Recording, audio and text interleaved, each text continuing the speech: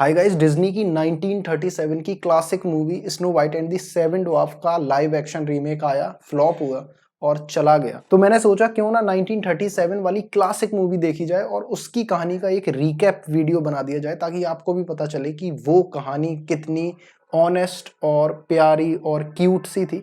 तो इसी के साथ उस मूवी की कहानी स्टार्ट करते हैं।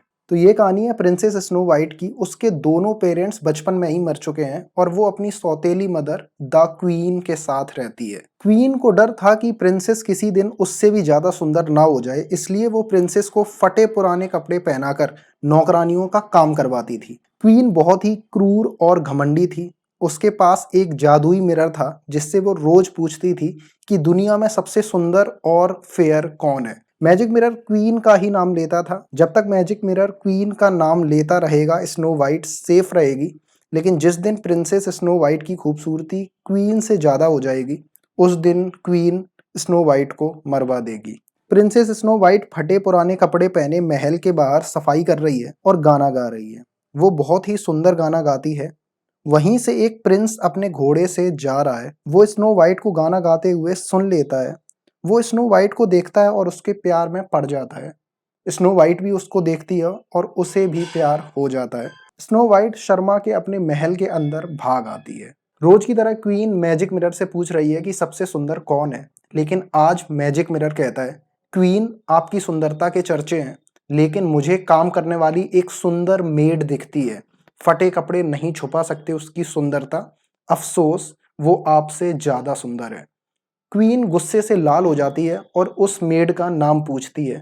मिरर कहता है, स्नो वाइट। क्वीन महल में एक अपने सिपाही को बुलाती है और उसे ऑर्डर देती है कि स्नो वाइट को दूर सुनसान जंगल में ले जाओ और उसे मार दो। क्वीन सिपाही को एक बॉक्स देती है और कहती है कि प्रिंसेस को मारने के बाद उसका दिल इस बॉक्स में लेके आना। सिपाही अपने घोड़े के साथ स्नो वाइट को लेके निकल जाता है। वो दूर जंगल में पहुंचता है। स्नो वाइट वहां बर्ड्स के साथ खेलने लगती है, गाना गाने लगती है। तभी सिपाही पीछे से चाकू लेके आता है और स्नो वाइट को मारने वाला ही होता है, लेकिन उसके हाथ कांपने लगते हैं। चाकू उसके हाथ से गिर जाता है और वो उसे नहीं मार पाता। सिपाही माफी मांगते हुए स्नो वाइट के पैर पकड़ लेता है और उसे दूर भाग जाने को कहता है। वो कहता है कि क्वीन उससे जलती है और वो उसे मरवा देगी, इसलिए दूर भाग जाओ और कभी लौट के मत आना। प्रिंसेस डरते हुए भाग जाती है और भागते भागते काले डरावने जंगल में पहुंच जाती है। वो बहुत डरी हुई है। उसका पैर फिसल जाता है, वो गिर जाती है और रोने लगती है। तभी कई सारे जानवर जैसे खरगोश, हिरन, चिड़िया उसके पास आते हैं। जानवरों को देख के प्रिंसेस रोना बंद कर देती है। थोड़ी ही देर में उसकी सबसे दोस्ती हो जाती है। सब मिलकर खेलने लगते हैं, गाना गाने लगते हैं। उधर सिपाही एक पिग को मार के उसका दिल बॉक्स में रख लेता है और क्वीन को दे देता है। क्वीन को लगता है कि स्नो वाइट अब मर चुकी है। स्नो वाइट सभी जानवरों से दोस्ती कर लेती है। स्नो वाइट फिर से खुश है। वो जंगल में रहने को तैयार है, लेकिन उसे सोने के लिए एक जगह चाहिए होगी। ये सुन के सभी खरगोश, चिड़िया, हिरन और दूसरे जानवर उसे जंगल में कहीं ले जाते हैं। वो सब एक जंगल में बने घर की तरफ पहुंचते हैं। घर के दरवाजे पे पहुंच के स्नो वाइट दरवाजा खटखटाती है, लेकिन अंदर से कोई जवाब नहीं देता। घर में कोई नहीं है। स्नो वाइट और जानवर दरवाजा खोल के अंदर घुस जाते हैं। स्नो वाइट घर में देखती है कि 7 छोटी सी चेयर्स पड़ी हैं। उसे लगता है कि शायद 7 बच्चे इस घर में रहते होंगे। घर बहुत ही गंदा सा है। सामान बिखरा पड़ा है। डाइनिंग टेबल पर भी बर्तन बिखरे पड़े हैं। मकड़ी का जाला लगा हुआ है। बहुत धूल है हर जगह। स्नो वाइट को लगता है कि इस घर के बच्चे बिल्कुल भी सफाई से नहीं रहते। शायद उनकी माँ ने सफाई करना नहीं सिखाया होगा, या शायद ये बच्चे अनाथ हों और उनकी माँ ही नहीं होगी। स्नो वाइट कहती है कि वो पूरे घर को साफ कर देगी और शायद ये देख के वो बच्चे खुश हो जाएंगे और उसे अपने घर पे रख लेंगे। स्नो वाइट और सभी जानवर घर की सफाई में लग जाते हैं और पूरे घर को साफ कर देते हैं। सभी गाना गाते हुए सफाई करते हैं, कपड़े धोते हैं और घर को सजा देते हैं। घर साफ करके स्नो वाइट सीढ़ियों से फर्स्ट फ्लोर पे जाती है और वहां भी 7 छोटे छोटे बेड्स पड़े हुए हैं और उन पर नाम लिखे हुए हैं, Doc, Grumpy, Happy, Sleepy, Bashful, Sneezy and Dopey. रात हो चुकी है और स्नो वाइट काफी थक गई थी। वो उन बेड्स पर सो जाती है, ये घर बच्चों का नहीं है, 7 ड्वार्फ्स का है जो दिन भर पास की ही एक खदान में डायमंड्स की माइनिंग करते हैं। उस दिन भी वो 7 ड्वार्फ्स माइनिंग करके रात को वापस आते हैं। घर के बाहर पहुंच के वो अपने घर के अंदर लाइट्स जलता हुआ देखते हैं और डर जाते हैं। उन्हें पता चल जाता है कि घर में पहले से ही कोई है। सब ड्वार्फ्स डिस्कस करने लगते हैं कि कोई अपशगुन है या शायद कोई भूत या कोई ड्रैगन भी हो सकता है। सब धीरे से घर में जाके देखने का डिसाइड करते हैं।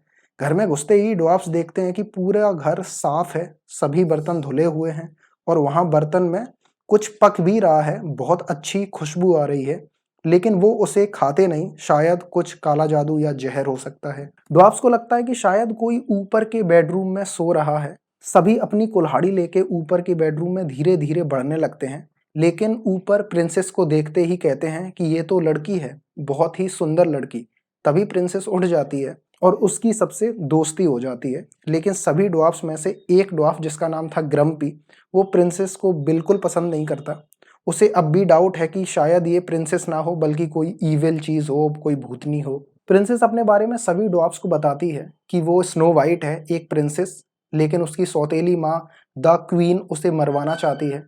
ड्वार्फ्स कहते हैं कि क्वीन बहुत ही घमंडी और घटिया है। ये सब सुन के ग्रम्पी कहता है कि अगर हमने स्नो वाइट को अपने घर पे रखा तो वो डायन क्वीन प्रिंसेस के साथ साथ हम सबको भी मार देगी। लेकिन स्नो वाइट कहती है कि वो घर संभालेगी, बहुत अच्छा अच्छा खाना बनाएगी। खाने का सुन के ड्वार्फ्स बहुत खुश हो जाते हैं और प्रिंसेस को अपने घर में रहने देते हैं।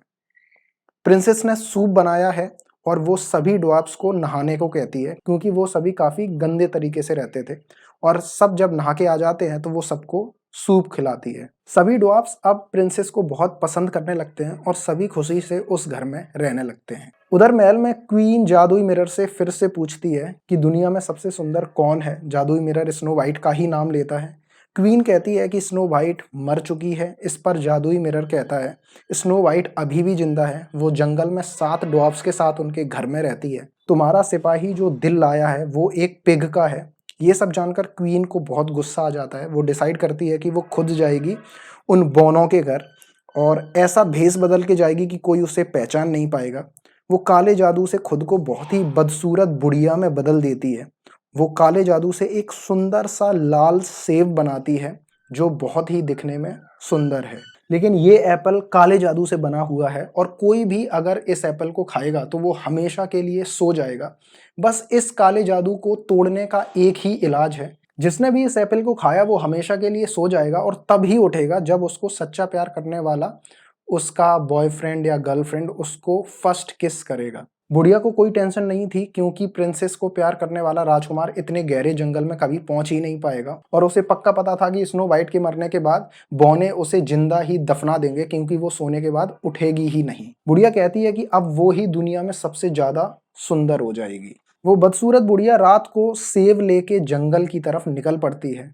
अगले दिन सुबह जंगल में सभी ड्वार्फ्स काम पे जा रहे हैं। वो सब प्रिंसेस से कहते हैं कि किसी भी स्ट्रेंजर को घर में मत आने देना, क्योंकि वो क्वीन काला जादू करके रूप बदल सकती है। ऐसा कह के सभी ड्वार्फ्स काम करने के लिए निकल जाते हैं। घर पे स्नो वाइट केक बना रही है और अपने प्रिंस के सपने देख रही है कि तभी दरवाजे पे बुढ़िया आ जाती है। वो आके पूछती है, बेटी क्या तुम अकेली हो? स्नो वाइट थोड़ी डर जाती है और कहती है कि मैं अकेली हूँ और सभी बौने काम पर गए हैं। बुढ़िया कहती है कि मैं एक बहुत ही स्वादिष्ट एप्पल लाई हूँ, अगर वो एप्पल तुम अपनी केक में डालोगी तो वो केक बहुत अच्छा बनेगा। बुढ़िया स्नो वाइट को वो रेड एप्पल दे देती है और कहती है कि इसको खा के देखो, ये कितना स्वादिष्ट है। ये कहते हुए बुढ़िया बीमारी का नाटक करके घर में घुसाती है और उसे बार बार एप्पल खाने को कहती है। जंगल में सभी जानवर ये सब देख रहे हैं। हिरन, चिड़िया, खरगोश जल्दी से भागते हुए ड्वार्फ्स की तरफ जाते हैं जो काम करने जा रहे हैं। सभी जानवर ड्वार्फ्स को पकड़ के पीछे खींचने लगते हैं, उनके कपड़े खींचने लगते हैं और ड्वार्फ्स समझ जाते हैं कि शायद स्नो वाइट खतरे में। सभी ड्वार्फ्स वापस घर की तरफ भागने लगते हैं। उधर घर पे बुढ़िया स्नो वाइट से कहती है कि ये कोई साधारण सेब नहीं है, मैजिकल सेब है। इसको खाने से दिल की तुम्हारी सारी इच्छाएं पूरी हो जाएंगी। स्नो वाइट सेब खा लेती है और बेहोश होके गिर जाती है। बुढ़िया बहुत तेज तेज हंसने लगती है और कहती है कि दुनिया में अब मुझसे कोई ज्यादा सुंदर नहीं है। तभी सारे जानवर और ड्वार्फ्स आ जाते हैं और बुढ़िया पे अटैक कर देते हैं। बुढ़िया बच के भागती है, लेकिन तेज बारिश शुरू हो जाती है। बुढ़िया भागते भागते एक पहाड़ पे पहुंचती है ड्वार्फ्स भी उसका पीछा कर रहे होते हैं और वो बुढ़िया पहाड़ से गिर जाती है, एक बड़ा पत्थर उसके ऊपर गिर जाता है और उस पर बिजली भी गिर जाती है और शायद वो बुढ़िया मारी जाती है। सभी बौने और जानवर घर पहुंचते हैं और देखते हैं कि स्नो वाइट मर चुकी है। सभी बौने और जानवर बहुत रोते हैं दुख में। मर के भी स्नो वाइट इतनी सुंदर थी कि बौने उसे जमीन में दफन नहीं करते। उन्होंने ग्लास और सोने का एक ताबूत बनाया और उसमें स्नो वाइट को रखकर हमेशा उसकी रखवाली करते रहे। प्रिंस स्नो वाइट की खोज में बहुत दूर दूर तक गया, तब उसने सोने के ताबूत में सोई एक राजकुमारी की कहानी सुनी।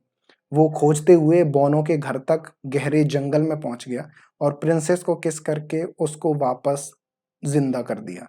स्नो वाइट के जागते ही सभी बौने जानवर खुशी से झूम उठे। स्नो वाइट को भी उसका प्रिंस मिल गया और वो प्रिंस के साथ उसके महल में चली गई।